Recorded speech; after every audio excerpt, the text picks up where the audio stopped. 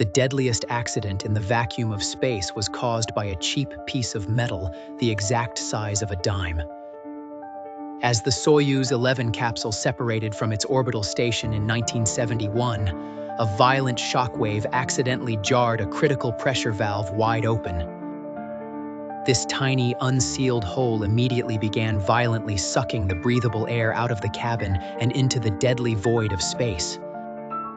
Because Soviet commanders forced the crew to fly without bulky spacesuits to save room, the men had absolutely no physical protection when the oxygen vanished.